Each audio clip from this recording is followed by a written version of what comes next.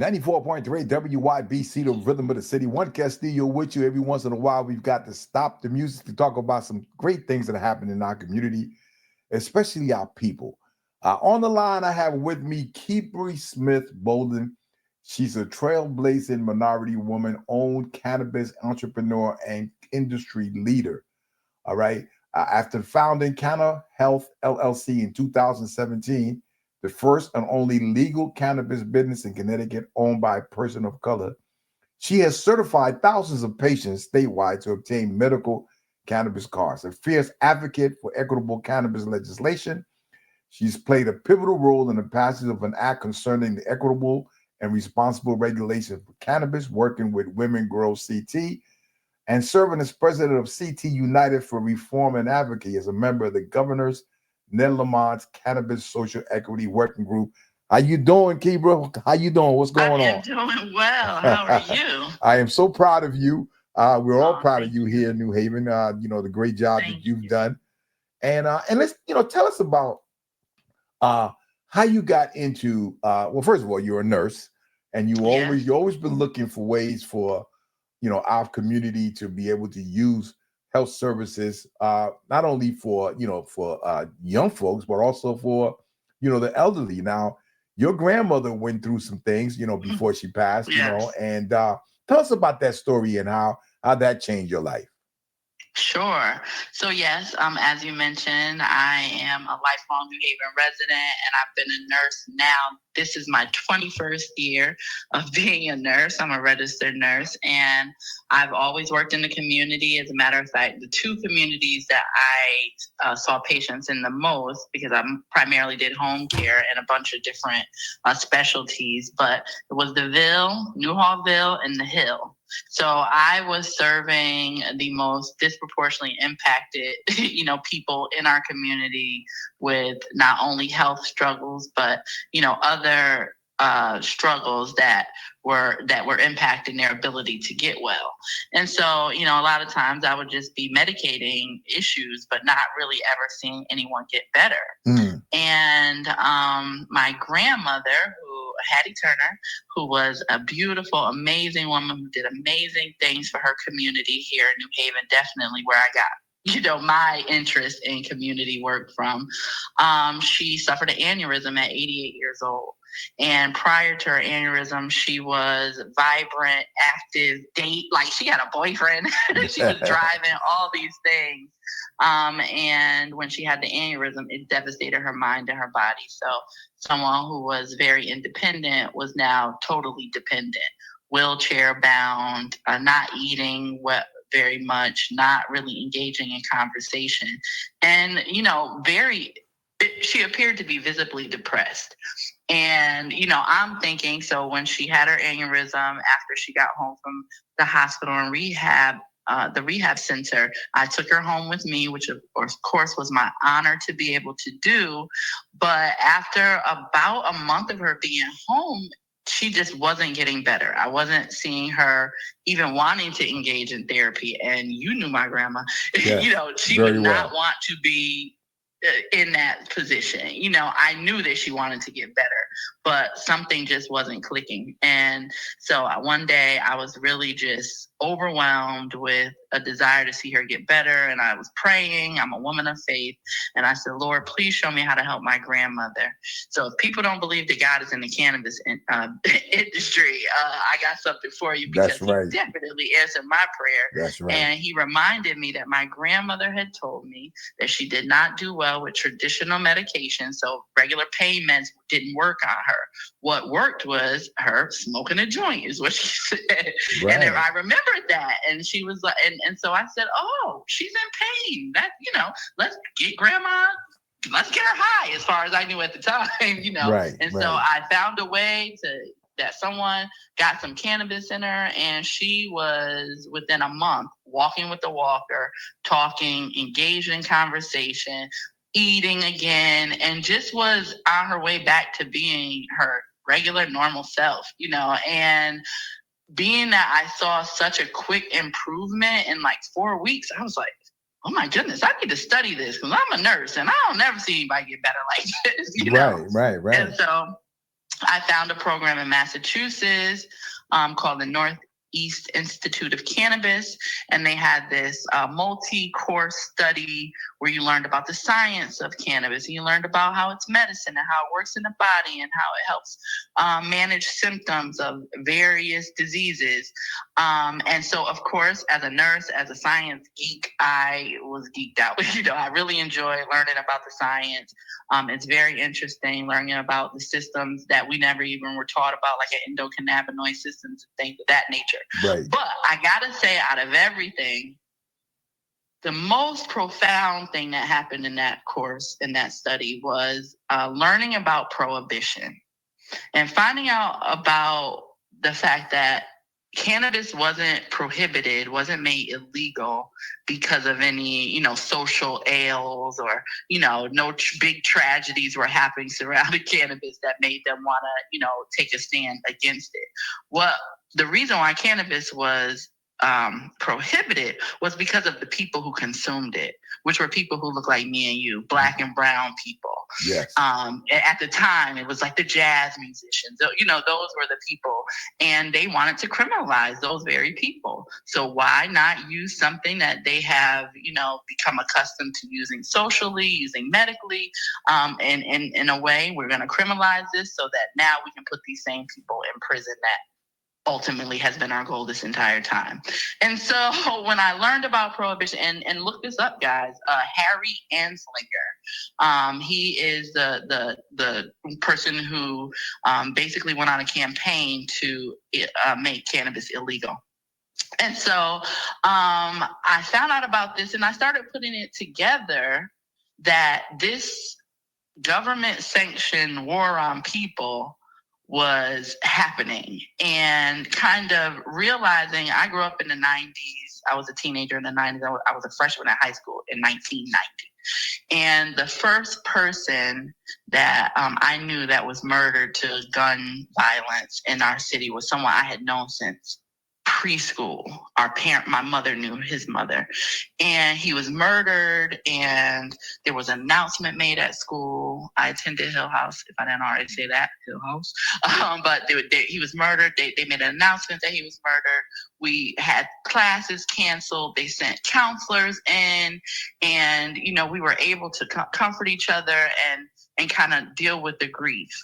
But by the time I graduated high school, people were being murdered, sent to prison left and right, and they stopping classes. They stopped sending counselors, and they wanted us to now normalize something that was not normal at all.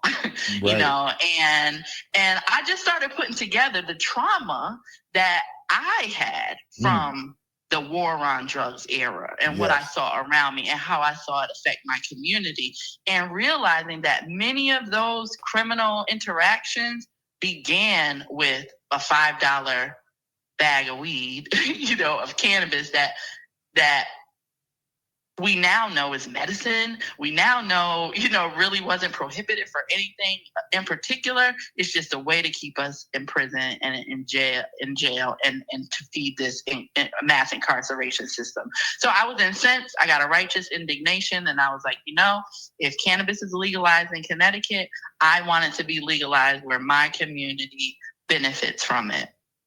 And so, at the time where I was attending school was in Massachusetts again, and they were legalizing at the time. So my instructors were advocates, lawyers, scientists, all in support of cannabis legalization. And I caught the advocacy bug. And so I started, interacting with national cannabis advocates, national cannabis organizations. One of them included Women Grow, which was a networking organization. And so every month we had these events where we would invite cannabis professionals to come and speak to an audience, and really began in educating and engaging the community in what I felt was to come. And so I bought that license, and we began having these networking events here in Connecticut. And then after a few of those events, everybody's like, what you gonna do in the industry? besides this? And I'm like, I'm a nurse. And they were like, well, you're a nurse. This is medicine. This is healthcare. Why don't you do something with your nursing license? And I was like, good idea.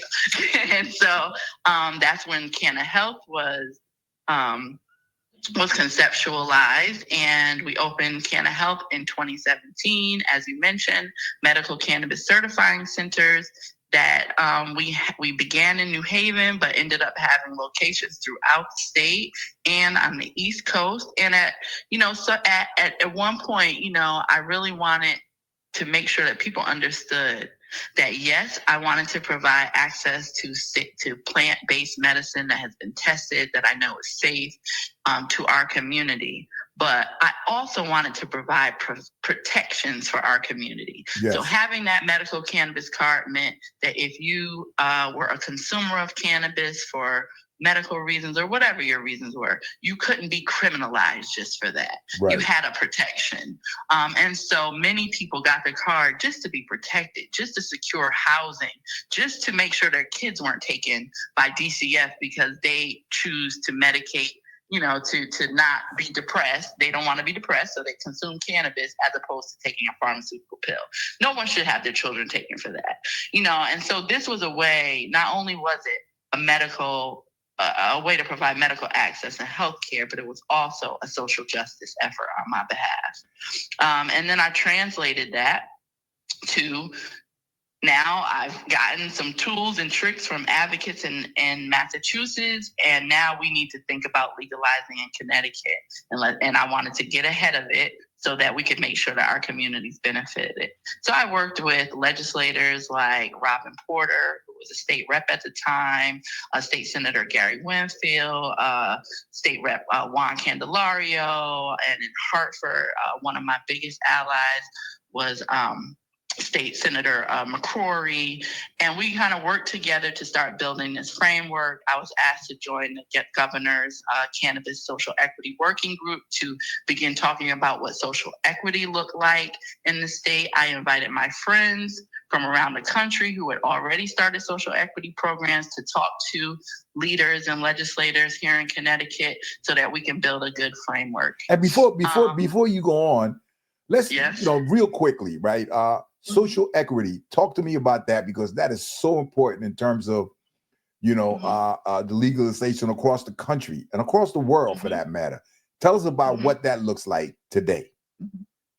Well, equity, in my opinion, it's like if you went to a baseball game, let's just say, right? Yes. And they had a fence up, and the fence was waist high for most people. You could the people who are there, they could see it. If you're able to stand up, you see over the gate, you see the game, no problem. But if somebody with a wheelchair comes along and that gate is now at their head because they're sitting in a seated position in a wheelchair, then that's not equitable. They can't see the game. Right. So social equity evens the playing field. It makes it so like now we make sure that we get rid of that fence so that those people can participate too. And that's essentially what we wanted to do with cannabis here in the state of Connecticut. We wanted to equalize the playing field. So there were 3 pillars to legalization, all surrounding social equity. The first was the most equitable, I think, out of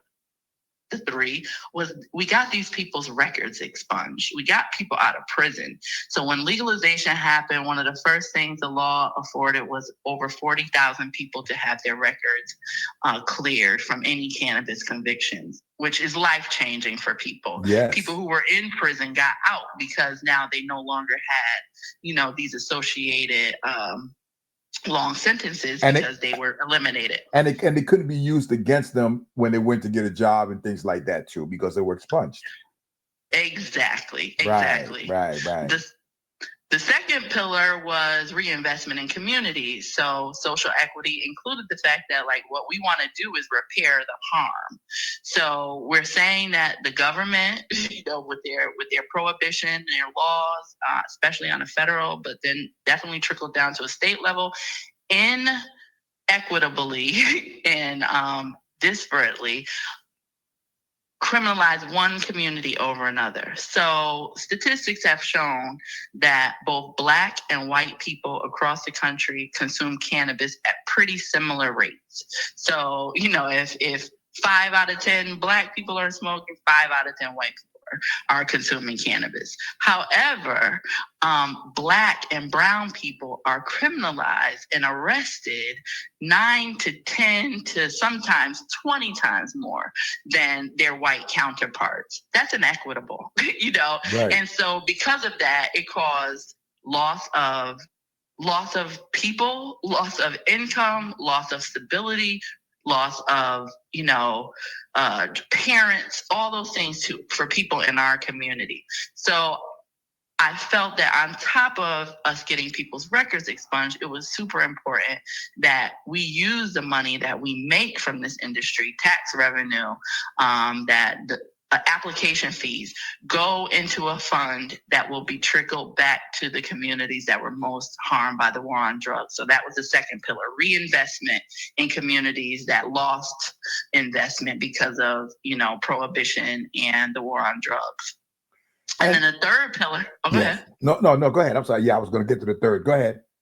Yeah, and the third pillar was that it would create licenses that would be accessible to people who come from communities disproportionately impacted by the war on drugs.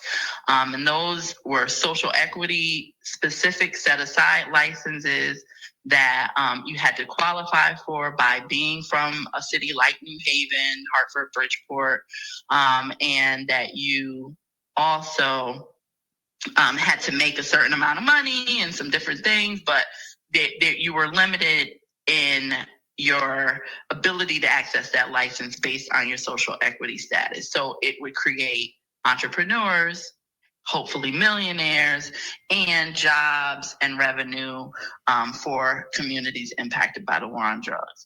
And so those were the three things that we fought for. And what's wonderful at this point is that not only did that provide the opportunities in terms of the three issues that you mentioned, but most importantly, folks that wanted to invest in this new venture from our community now had an opportunity, because otherwise they would not, right?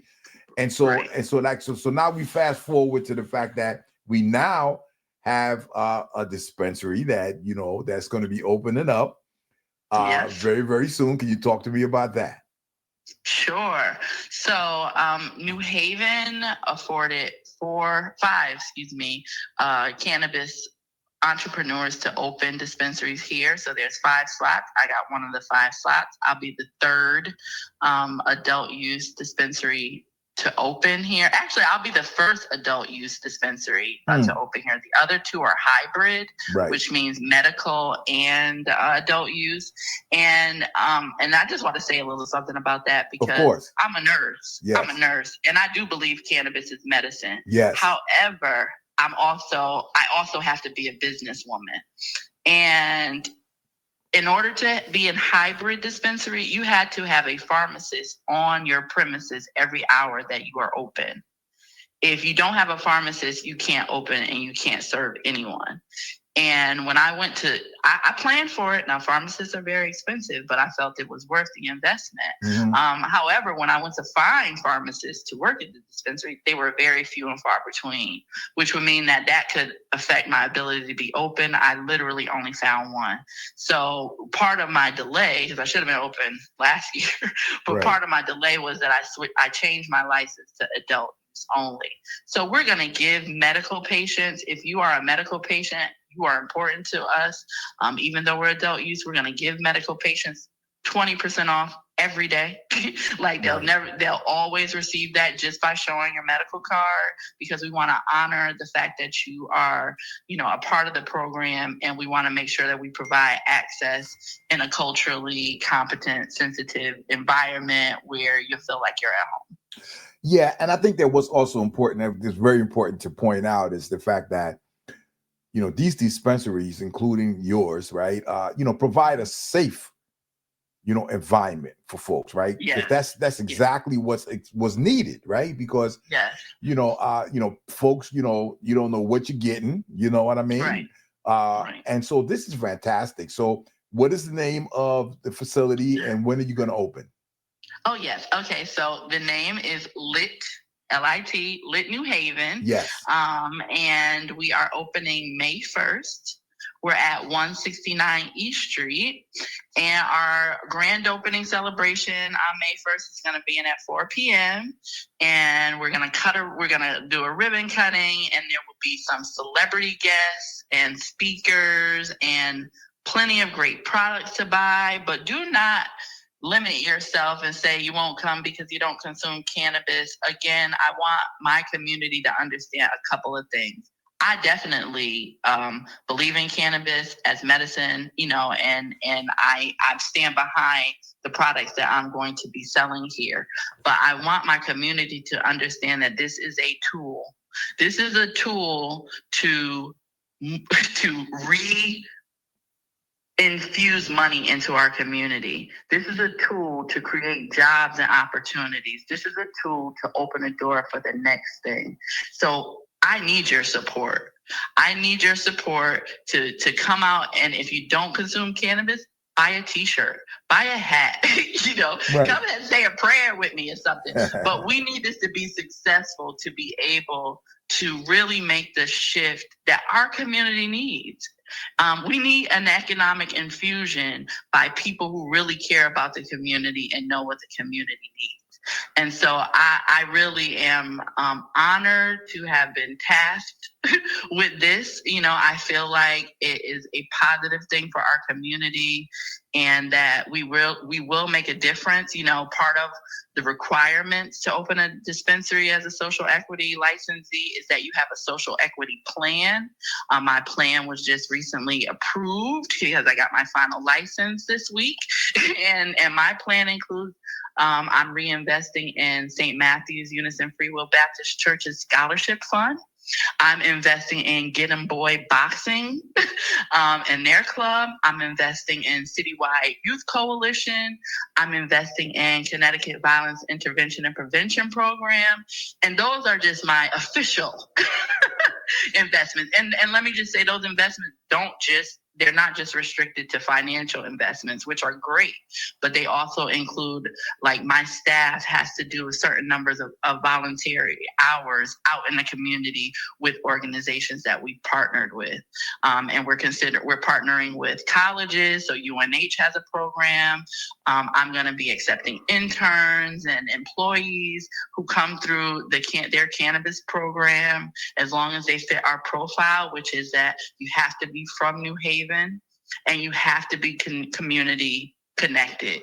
A lot of my people are reentry, so they've been incarcerated and they're looking to, come in and, number one, either restart their lives or, support what I have going on to be able to encourage other people in similar positions, that there's, ways to still work in your community, connect in your community, and do good in your community. Wonderful. Well, listen, we're very, very proud of you and all the work that you're doing. Again, how can folks get in contact with you?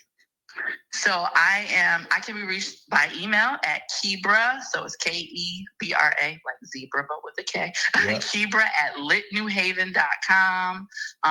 We're at 169 East Street. We're pretty much open 10 to 8 or 10, depending on what day it is. So we're open every day. I go to church on Sundays till noon. We get out, so I'll be open up right after noon on Sundays. And so we're gonna be here. Come. Oh, and I didn't even. So, and some of the cool things about Lit New Haven is that, number one, we're different than any other dispensary in this entire state. When you come, the decor, the feng shui, all of that is just cool and cultural and so New Haven. In addition, Quaidwo Ade, who is a world-renowned artist and muralist, is doing multiple murals in Lit New Haven. And the first one that he's finishing is a dedication to the war on drugs. It's called Roses and Remembrances. And a young man lost his life in this building when it was a club. And so we're dedicating that wall to him. So, it's more than a dispensary. Right. This is a place for healing. This is a place for connection. This is a place for honoring those who were criminalized, were suffered, who were disenfranchised because of the war on drugs. And this is a way for us to really give back to our community. So, well, thank you so much for all the work you're doing. And of course, you know, we got your back. Thank you. Thank you so much. And got to get back to the music. Yes, okay. Well, thank you. I appreciate it. No Love problem. WYBC. Juan Castillo, it's the Rhythm of the City, 94.3 WYBC.